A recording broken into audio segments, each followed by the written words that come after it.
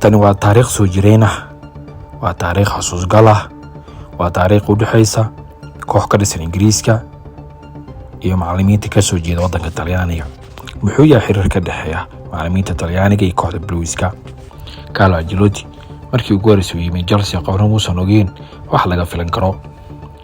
Oday Talyaani ah, xaraga badan, dhoola cadeynaya, isla markaana ay haybadii lagu yaqaan macallimiinta jaamacadaha ka muuqato, ayaa bedelay tababarayaashii noloshooda ku dhex jirtay buuq iyo dhinac orodka garoonka hareerihiisa. Tababarkii ugu horeeyay Drogba wuxuu sheegay in wax kasta u muuqdeen kuwa qariib ah. Carlo kor muusan u qaadin codkiisa, muusan qaylin, muunan istuurtuurin qalabka tababarka, haddana si uun qof kasta wuxuu u cabsanayay inuu qalad sameeyo. Waxay oran jireen ciyaartooyda Chelsea haddii Carlo si tartiiba u dhoola cadeeyo kadibna uu xoqo suniyihiisa, waxay ka dhigneen in qof la fadhiisin doono kursiga keedka dhammaadka toddobaadkaas.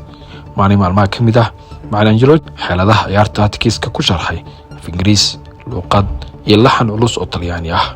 Thierry Lampard iyo Cole dhammaantood madaxa ay u ruxayeen si dhab ah inta uusan midkoodna fahmin hal eray oo yiri. Kulan kadib waxay qirteen inay raacayeen oo kaliya dhaqdhaqaaqa wajigiisa, sababtoo ah waxay ka baqayeen inay weydiiyaan inuu hadalka ku soo celiyo.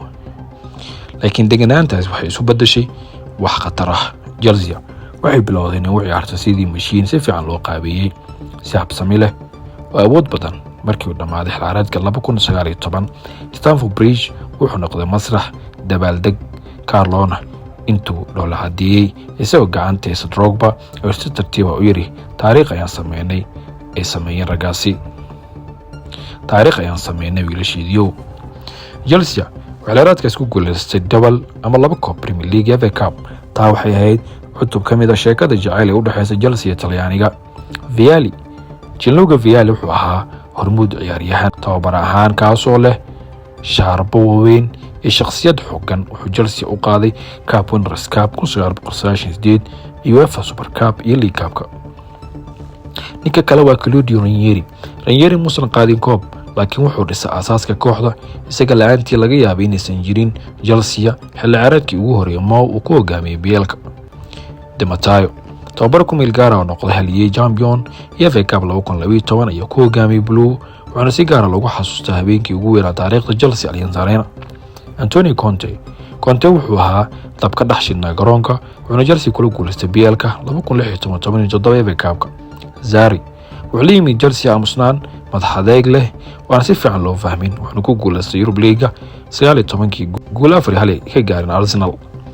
Maresca wuxuu dhisay jiil cusub, wuxuuna Blue ku hogaamiyay Conference League kadibna Club World Cup ama FIFA Club World Cup 2025. markaad ka fikirto xiriir ka dhaxeeya Chelsea iyo tababarayaasha Talyaaniga, waxaad fahmaysaa in jacaylkoodu ku dhisan yahay koobab iyo guulo, keliyana ay yihiin macallimiin u yimaada halkaas koob inay ku guuleystaan. wala dhihi karaa Chelsea waxay ku canaan lahayd inay ka dhisnaato gudaha Talyaaniga, maadaama guulaheeda taariikhiga ah ay qayb weyn ka qaateen macallimiin ka soo jeeda waddankaasi.